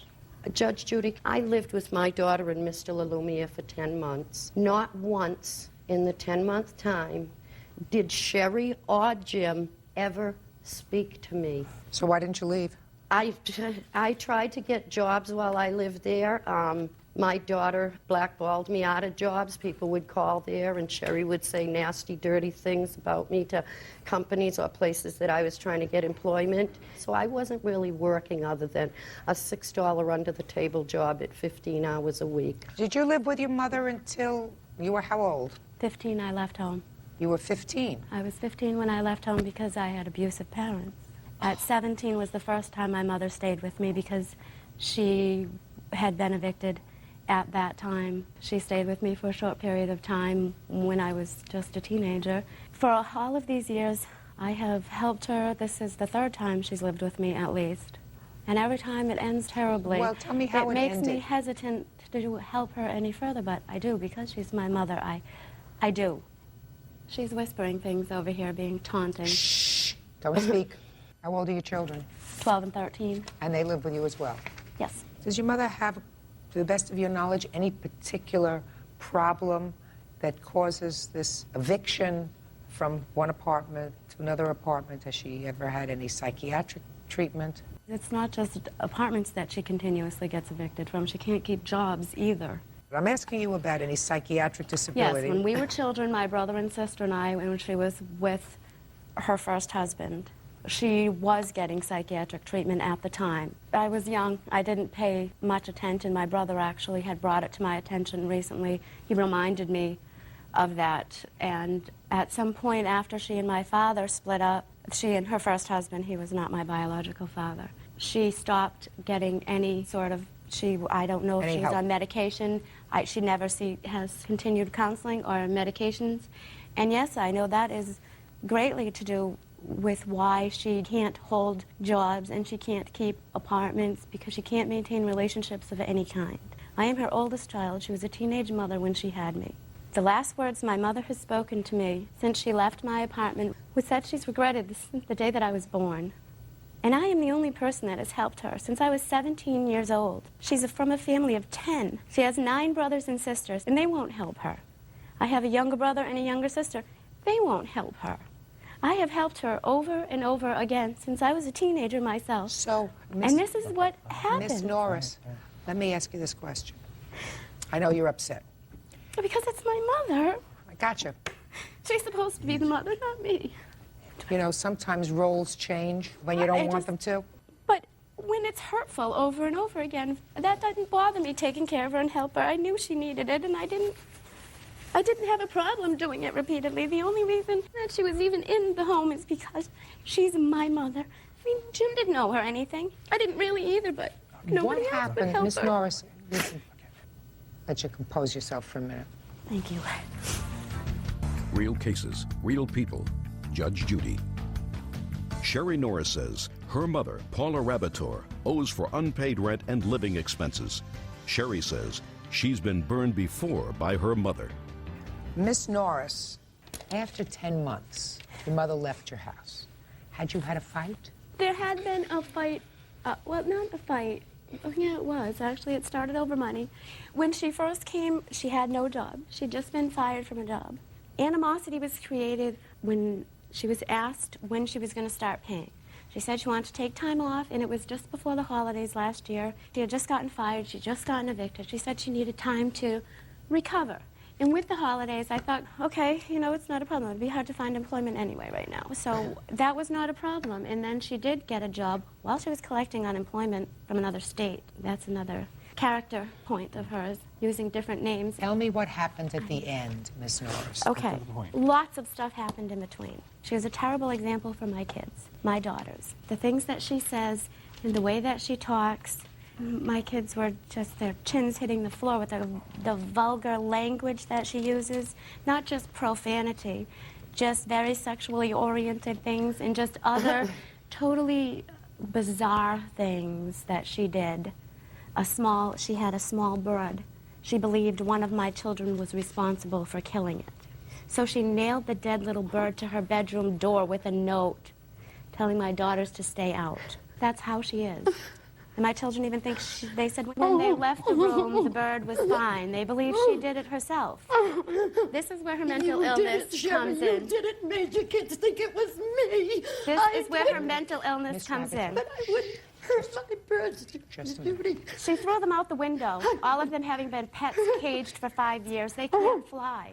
And she threw them out the window the day she was leaving. That's how much she loved her birds. I thought she loved them too. But when she did it, she made sure she came downstairs to tell me she had just thrown her birds out the window. 3 of them I never saw again. 1 of them hit the ground because she was so weak. I still have her. It was my neighbor that, this is her act. Just a second. Please, understand Miss that. Norris. Miss Norris. I know, I'm missing the point. This is getting distracting. Okay, it's getting distracting. But let's get back to anyway, so the point, at the time that I needed to ask her to leave, she was not paying any money. I forgot exactly what happened, but I said, that's it. Jim asked her for me because I had a hard time with this because of the whole situation. All right, so it got difficult. It got very difficult. She came to me, Jim had gone to her work one day and said, you need to leave. And she came home that Saturday from work and said, you know, well, she didn't listen to anything he said. She just thought he was the biggest jerk in the world. So she came to me, and she says, I never talked to her. She asked me, is it true? Do I need to leave? I said, yes. She said, why? I said, because, Ma, you've been here for nearly a year. You have accomplished nothing. So I just said, it's just not working. It's just not doing any good, Ma. I think you could stay here for another 5 years, and it would still be the same. You'd still be right where you are, not a dime in your pocket, nothing, and no job. So enough is enough, that's it.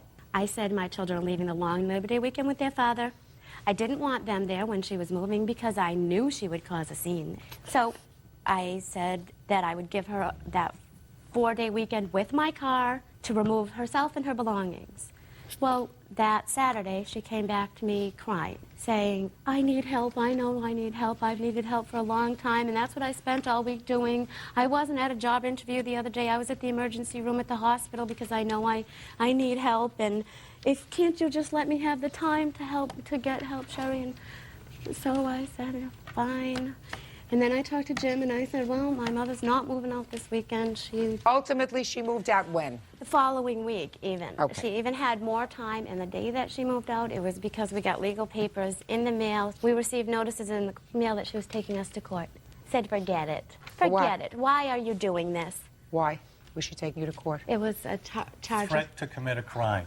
on The her threat was taking legal action to have her evicted from the if apartment. that was necessary, because she said, I'm Is not it- leaving. I don't care what you say. He said, if I So have she to take you to filed a court, I will. complaint of threat against you, sir? Yes, ma'am. And then you told her you managed to find your way to the courthouse. Now you can find yourself a new apartment. That is correct. Well, Okay. he came home from work, and I actually, over the weekend, I said, my mother talked to me. I'm going to let her stay because ultimately, for me, I have been dealing with this sort of thing for my children are petrified of her. Nobody will do it. Okay, all right, stop. I know you want a Ultimately, cathartic if my event. mother can be normal one day, that's all I've wanted half my life. And if we have to bite our tongues and deal with it a little more, for her to get help, fine. May never happen. I see. I says I stand there. I can't even believe. I can't May even never happen. believe it. All right, Miss I don't Rappator, think so. listen to me. You left your daughter's house. Oh, could I? Just a minute.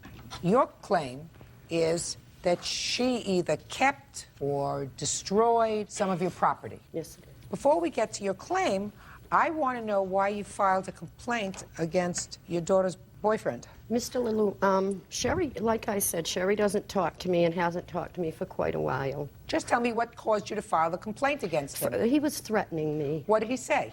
He just kept threatening me to not touch anything, get out of the house, we don't want you here, leave this house, don't eat, don't watch TV, don't do anything, get out, get out, get out. So to you me want that that you- was threatening because of circumstances. Because of circumstance. Well, it's not But legally then I threatening. accused... It's not legally threatening.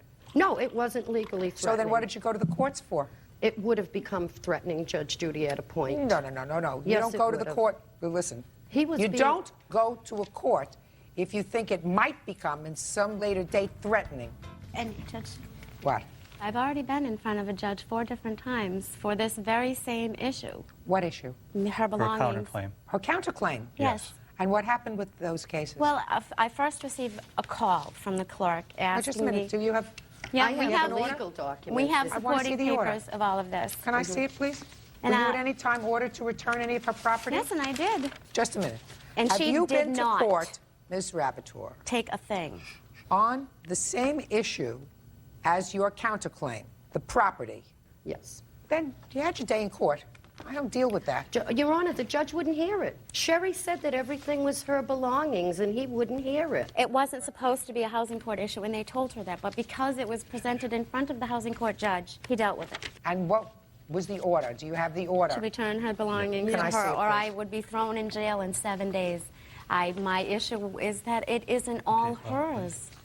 I'm not giving her my belongings. I can understand why no judge is going to hear this.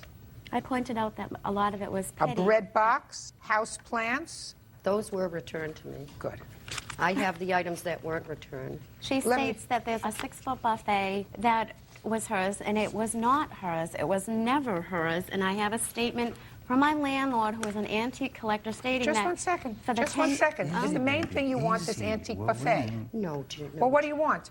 I want to be able to get my belongings and go on with my life. Listen to me. I've worked I'm Judge Judy, asking- for 20 years for all of this. Ms. Rappator, I bought everything. Clay, Calm down. listen to me very carefully. You had access to the house, and some of the stuff you removed, and some of the stuff she sent no, I over. didn't. Shh, I'm speaking. Some of the stuff, according to your papers and hers, she sent over to your other daughter-in-laws. I'm going to give you an opportunity to present to me a receipt for this buffet. It was from my mother-in-law, Judge Judy. She gave me the buffet and a hutch to match. I don't know that. No, and the landlord doesn't know that either. Listen to me, Ms. Rappator. The burden is on you to prove to me that anything on your list is your property. And the way to do that is with receipts. Judge Judy, she kept all of my legal papers and all my legal documents. She kept all my phone numbers, address books, and everything.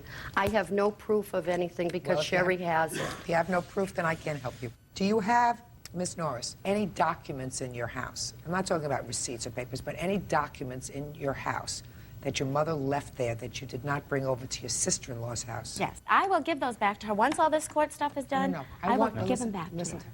Listen to me. They're her documents. Anything that is her document is to be turned over to her within 5 days. And was there anything else? She said there was a computer. Did you return that to her? Yes. The computer was returned to you. No hard drives or a power cord. All right, good. That takes care of your counterclaim.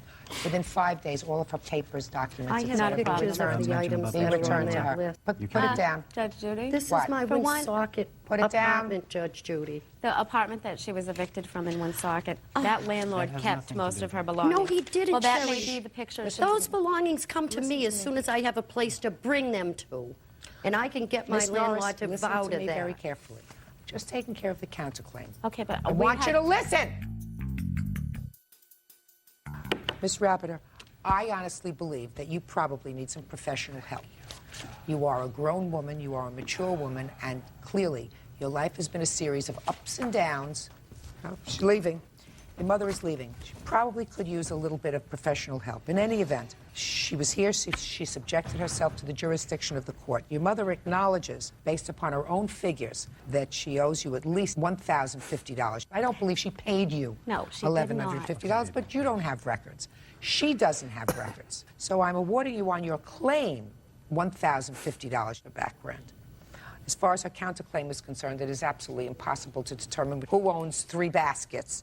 So just make sure she gets all of her documents back, and that will be done within 5 days. That's all. Thank you. Parties are excused. You may step out.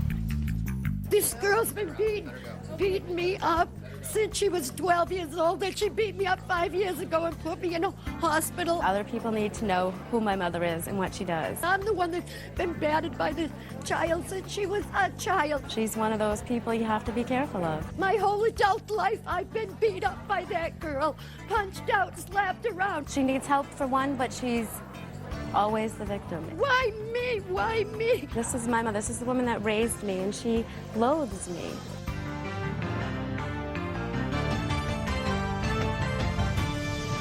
She says he cheated. He was talking to a female, and he said, "We're just friends." He says she attacked him. She wasn't in her right state of mind because she came up and she started swinging at me. But the real victim was at home.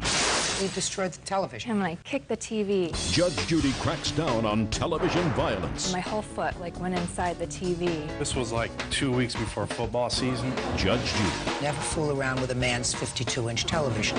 You are about to enter the courtroom of Judge Judith Scheinman. The people are real. The cases are real. The rulings are final. This is her courtroom. This is Judge Judy. 43-year-old business owner Eddie Patton is suing his neighbors, 16-year-old student Christopher Shumway and his mother Lynette Nair. Eddie says Christopher broke into his house and vandalized it twice. Order. All rise.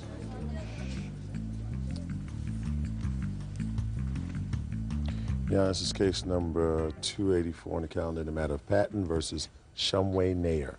Parties have been sworn in. Judge, you may be seated. Young man, have a seat, please. Mr. Patton, according to your complaint, the defendant and her 16-year-old son owe you for money as a result of the son's burglarizing of your home on several occasions. Their defense is that they do not deny, the young man does not deny that he entered your home illegally, but that on the date that you say the majority of the damage was done, somebody else did it. Right? I believe so. Tell me the first time you noticed that someone had been in your home. I hadn't moved in yet, but I had the house furnished and was about to move in. And I came to the house one evening to bring some linens from my son's bedroom, and I noticed a police car in front of the defendant's house. And I walked into my house and noticed that there was some damage done. Tell me about the damage. I saw some pizza in the carpet.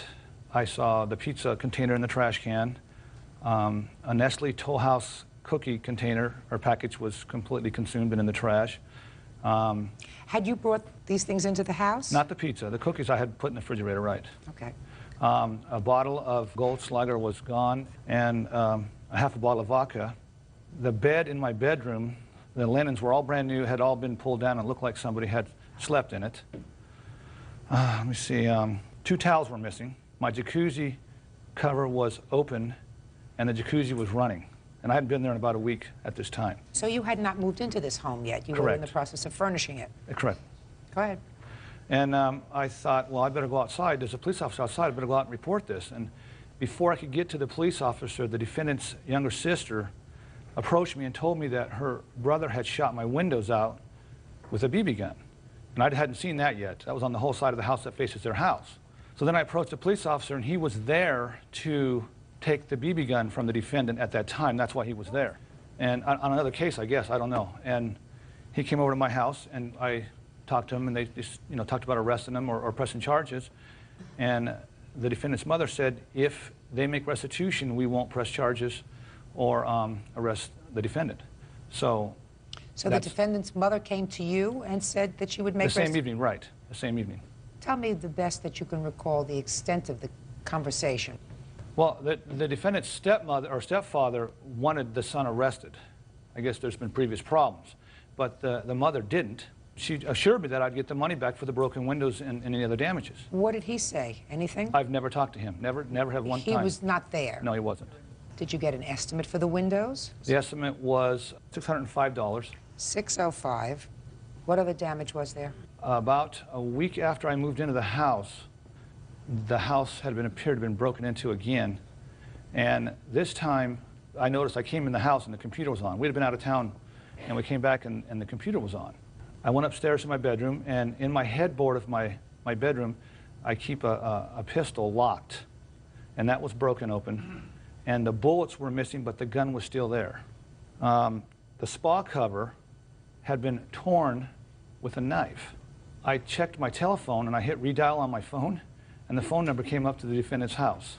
At that time, I called the police again, and they came out, and it was the same story. They tried to tell me they weren't in the house this time. Who's they? The defendant's mother and the stepfather. Did you ever get the money for the windows? Well, they had finally told me that they had the money for it and to go ahead and have it fixed. When we came time to collect, that same day, the stepfather and the mother I guess they separated, and there was no money. Let's have it. Some of the accusations that Mr. Patton has are true. I admit to that. I made a bad mistake. How many times did you enter his house illegally? 3. Give me the dates. I don't know the dates. I wasn't. Well, what did you do the first time you went to his house? The first time, my sister was playing in the backyard, and she threw a ball accidentally into the backyard. She couldn't get it, so I went over there. And the first time, I was just looking in the windows. Second time, I went over the door, sliding glass door was cracked open. I went in. And what did you do in the house? The cookie dough container that was opened, I had that. I ate that. What about the pizza? Pizza was not me. Who was it? I don't know. Did you ever have anyone else with you in the house? No, I did not. Never? Never. But you slept in his bed? No, I did not. Did you sit in his bed? No. What else did you do? That day, that was it. I just left. You went into the house a third time? Yes. What did you do the third time? Third time, the towels that he mentioned were missing. I was using those, and I went in his jacuzzi. And it was just you. What time of the day or evening was this? It was between 3:30 and 5. Did you drink any of his alcohol? No. Mm. Did you ever make a phone call from his home? No. How old is your sister? The one mentioned is 7 now. You have another sister? Yes, she's 12. Did she ever go in with you into the house? No. So you did this all on your own? Yes. You sure about that? Yes. Have you ever been arrested before? Yes. For what? Stealing. Stealing what? I can't exactly remember. I was around 12. Stealing from where? Walmart. Now, why don't you tell me about shooting out his windows? That was out of boredom. It's a mistake I made, and I'm sorry. When the police were called to your house on the day that Mr. Patton says the police were there, they were there, he indicates, to remove the BB gun. Yes. So there must have been a complaint from someone about you with the BB gun. Before Mr. Patton was there, I had already been caught, and... Caught doing what? My stepdad found me in the jacuzzi, and I admitted that I did break the windows with the BB gun. So it was your stepfather who called the police? I don't know who it was. Who called the police? I did. Real cases, real people. Judge Judy. Eddie Patton says next-door neighbor 16-year-old Christopher Shumway broke into his house and vandalized it. Christopher admits to using the jacuzzi and eating cookie dough, but says that's it. Mr. Patton says he has not been reimbursed for any of the damage. Why not? Well, he made that agreement between himself and my estranged husband. And when my husband left, he had already told me that he had given the money to Mr. Patton, which apparently was not so. And so when my husband left, so went the money. Okay, well, it's not your husband's responsibility. This is not his child. This is your responsibility. Other than the $605 for the windows, Mr. Patton, what other damage did your property suffer? The cleaning of the carpet for the pizza, and then the spa cover, which is going to have to be replaced. I haven't done yet. How much was that? $418. $418. And 88 cents. And I beg to differ with these figures. Why is that? Because when we had the conversation in his kitchen, he said that the spa cover was no big deal. He knew somebody that could repair that. And the quote on the windows was $325. You have something on the windows for me, sir? I have a receipt for that, Your Honor. Can I see it, please? Construction company.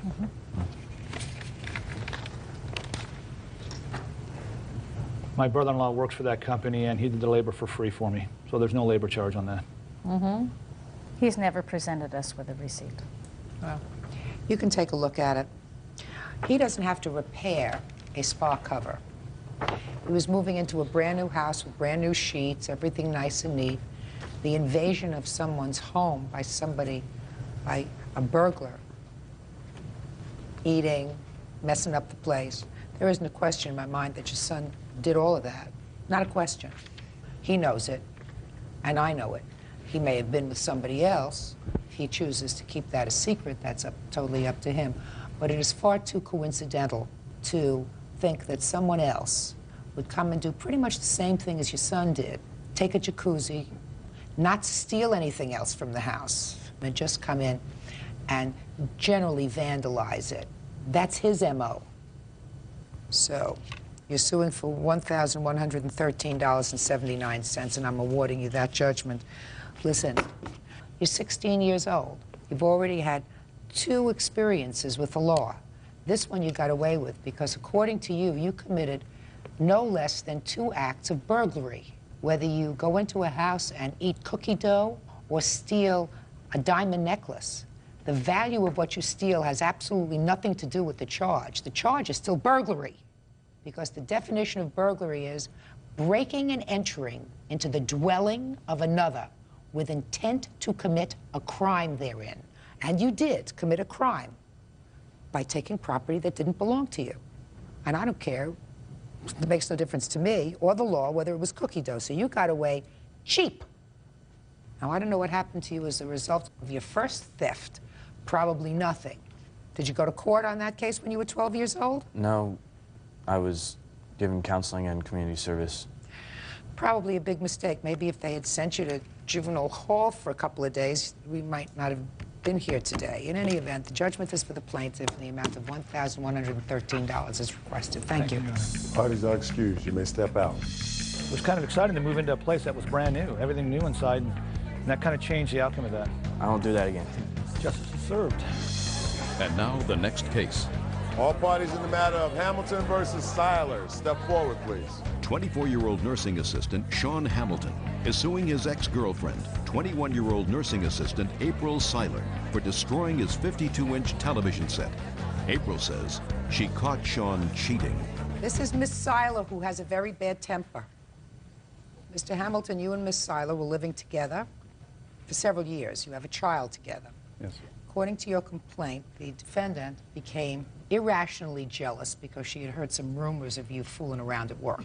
And one day she came to work, she confronted you, she saw you talking to this woman. When you got home from work, you found that she had destroyed a 52-inch television set. Is that right? Yep. So let me hear. That's what he's suing for. When did you destroy his television set? On what date? July 20th, I think. And tell me what happened on July 20th. I went up to work, and I've seen His him. work? Our work. You work at the same place? Mm-hmm. Go ahead. And he was talking to a female, and I asked him what was going on, and he said that they were just friends. And so I said, well, that's not what I've heard. So I went home, and he stayed with... And that's all that was the whole conversation? Basically, and he stayed with the girl. And I went And you said, home. that's not what I've heard, and you left? I said, that's not what I've heard. You guys have been seeing each other. And she said, it's not like that. And he said, we're just friends. And I said, whatever, and I walked away. Okay. And then I went home, and I was talking to my mom on the phone. I You were was telling your mad. mother what had happened? Yes, and I was very mad, so I said, oh, and I hate him, and I kicked the TV. And there's like a big hole, and my whole foot like went inside the TV. So you destroyed the television? Mm-hmm. And then a couple minutes later, he came home and said he was going to sue me and took the money that was left to get by with for the week and left. How much did he take? Maybe $300, $400. And then whose money was that? Ours. When you were living together, you pooled your money? Mm-hmm. Is that what happened? Yes, sir. You pooled your money. So this $300 or $400, how much was it that you took when you It was approximately 300. But Your Honor, later on in the week, I did come back and I did give her some money. How much money did he give you later No, on he in the week? didn't. He gave me money before the incident for bills, but he never gave me any money. Afterwards? Yeah. The moral of the story is never fool around with a man's 52-inch television set. And can I say another thing? Sure. This was like 2 weeks before football season, so... You're not endearing yourself to me, Mr. Hamilton. Go ahead. He's done this before in the past, and the girl confronted me and said that he had been asking her out, emailing her, he's been calling her on the phone, and I have, you know, it's going to be 2 kids with him. Can I ask you a question? Yes. The two of you are not married. No, ma'am. You're going to have 2 children. Yes. Why aren't you married? Money. What do you mean money? Well, I've offered to marry her, you know, just go and get married now and then, you know, later, you know, we could have our big wedding or whatever, but you'd have to ask her. Why didn't you get married 2 years ago? Can't trust him. You can't trust him enough to marry him, but you trust him enough to have 2 children with him? Yeah. Mr. Hamilton, my next question to you is, if the defendant came up to you and you were talking to this woman and she had some concerns about the relationship that you were having with this woman, why didn't you leave with her and go home and say, listen, it's really nothing. She's really just a friend. Stop getting upset. All right. First of all, we work at a hospital, okay? It's like 95% female, so I mean, for me sitting with this girl, she wasn't in her right state of mind or something because she came up and she started swinging at me. You know, I couldn't really get anything out, you know, because I'm like covering up, and then she didn't just walk away, she ran away. You know, I'm at work, I can't just leave work. Did you start swinging as soon as you came up? No. No? No. Now, you bought this television set in 1998. Is that right? Mm-hmm. Whose money did you use? It was mine. I had sold some rims. I had these wheels prior, you know, before we even started dating or anything, and I got $1,200 for them. And then I saved up a little bit of cash and bought the TV. Is that what happened? Yeah, but he had been working off and on for the last 2-3 years. I work on and off. I was doing lawn care at the time, and we get, you know, you can only do lawn care in Michigan because it snows 6 months out of the... So who was supporting the household when you weren't doing lawn work at the time you bought I would do your odd television? jobs in the wintertime, like plow snow. And Were you working full-time? Mm-hmm. And she was working full-time? Yeah. But I would bring it in a sufficient amount of money, you know, enough to pay the bills and everything. Where are you living now? I live at my mom's right now. You have a TV? No, ma'am, I don't. I don't have nothing from the house. I have no furniture? Nothing. He took the couch. I had and one sold couch it. that was in the basement that our cats urinated on for 2 years. Did you move in that house together? Yes, but her name's on the house. But you moved into the house together? Mm-hmm. Did you furnish it together? Yeah. And when he left, you kept all the furniture except for the couch that was in the basement? He took his computer. And, You're talking about furniture? yes, because now I'm stuck with the house and I can't afford it, so I'm going to have to sell it. And I told him I would give him the stuff, but for now it's me and my daughter, you know. So you have the furniture? Mm-hmm. Which is fine. She can have the furniture, and I mean, you know, I want my He just daughter. wants a TV. You see Yeah. how important? Because Well, football every time season. we got in a fight, she told me, you know, get your TV and get the F out. I mean, I feel the TV's mine. So you need some money to go out and buy a new TV, right? That'd be nice. Well, she had a temper tantrum. So when you have a temper tantrum, you got to pay for a temper tantrum. And I have pictures of the TV too, Your Honor. But believe me, sir, I have a husband. I know what a 52-inch TV is. Now, how much is it going to cost you to buy a TV? He paid $1,200 for this one? I have receipts here. Can I see it? Yes, you can.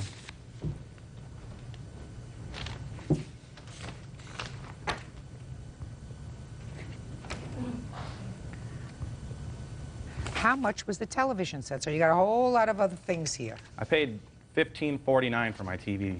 Okay. And that model is not made anymore, so they compared it to the model that's out now. That's closest to it. Well, you may have to get a 48-inch television. And I'm not even going to depreciate it because, Miss Seiler, you ended this relationship, or this relationship was ended, and it seems to me that over the 2 years or more that you were living together, you accumulated certain property that you're keeping. All he wants is his TV. You destroyed it. And he paid $1,549 for it, and I'm issuing a judgment for the plaintiff in that amount. That's all. Parties are excused. You may step out. He should buy his own TV. I let her keep all the stuff in the house. All I wanted was my TV. He shouldn't have been messing around. Speculation, rumors. I mean, they fly. You're working in a hospital. She came up and talked to me after, so. Keep to yourself when you're at work. Just Don't date guys like him.